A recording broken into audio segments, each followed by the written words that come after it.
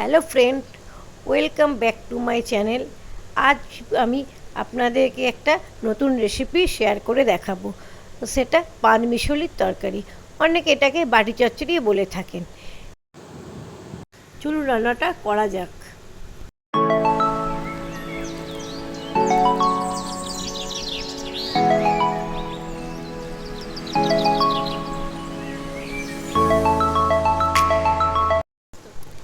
পানমিশালি তরকারি করার জন্য প্রথমে বেগুনগুলোকে আমি ডুমো করে কেটে নিয়েছি।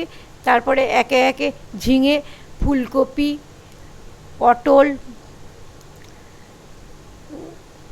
চিচিঙে, আলু এবং বরবটি কেটে ভালো করে ধুয়ে রেখে দিয়েছি। রান্নাটা করার জন্য কড়াই আমি পরিমাণ মতন তেল দিয়েছি, তাতে দুটো শুকনো লঙ্কা চিড়ে একটুখানি ভেজে নিয়েছি। নেওয়ার পর তাতে কালো জিরে ফোড়ন দিয়েছি। ফোড়নটা যতক্ষণ না ভালো গন্ধ বেরোয় ততক্ষণ আমাকে ভেজে যেতে হবে। এবার যেই রান্নার ফোড়নটা গন্ধ বেরোচ্ছে, এবার আমি আলুগুলোকে প্রথমে দিয়ে দিয়েছি। আলুটা আগে ভেজে নেওয়ার কারণ হচ্ছে সেটাকে একটুখানি, কেন আলুগুলো তো শক্ত থাকে, সেই কারণে আলুটাকে ভেজে নিতে হবে।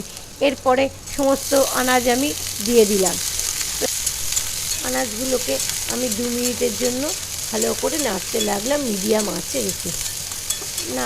আনাজগুলোকে যখন নাড়া হয়ে যাচ্ছে তখন দিলে, কেন এই রান্নাটা তো কোনো জল দিয়ে হবে না, সেই কারণে আমাকে ভালো করে আনাজগুলোকে নাড়তে হবে। নাড়তে নাড়তে যে 2 মিনিট হয়ে গেল, আমি এটাকে এবার ঢাকনা দিয়ে দিলাম 1 মিনিটের জন্য।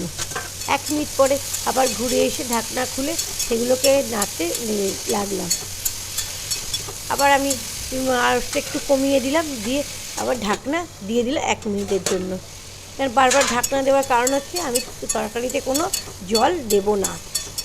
এবার আনাজটা নাড়তে নাড়তে দিয়ে তাতে 1/2 চামচ হলুদ, 1/2 চামচ নুন, একটু কাশ্মীরি লাল লঙ্কার গুঁড়ো দিয়ে সেটাকে ভালো করে নাড়াচাড়া করে নিলাম।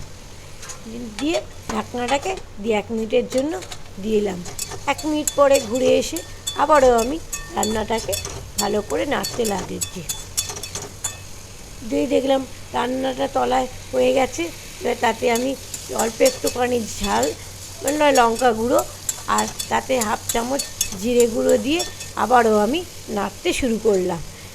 এই নাড়া হয়ে গেছে, এবার আমি 1 মিনিটের জন্য ঢাকনা দেবো।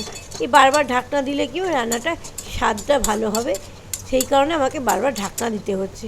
রান্নাতে কোনো জল দিতে পারবো না। এবার দিয়ে দেখলাম যে রান্নাটা আলুগুলো ভালো করে সিদ্ধ হচ্ছে কিনা। যে রান্নাটা সব দেখা হয়ে যাওয়ার পরেই এবার তাতে আমি অল্প একটুখানি চিনি অ্যাড করলাম, দিয়ে ভালো করে কষতে লাগলাম। দিয়ে তাতে আবারও আমি 2 মিনিটের জন্য ঢাকনা দিয়ে ঢাকনাটাকে খুলে দিলাম। অল্প একটুখানি জলের হয়ে গেছে, সেই কারণে আমাকে একটুখানি জল দিতে হয়েছিল। তো আপনাদের প্রয়োজন যদি জল না লাগে নাও দিতে পারেন। দিয়ে সেটাকে ভালো করে নাড়াচাড়া করে আমি দেখলাম রান্না রেডি।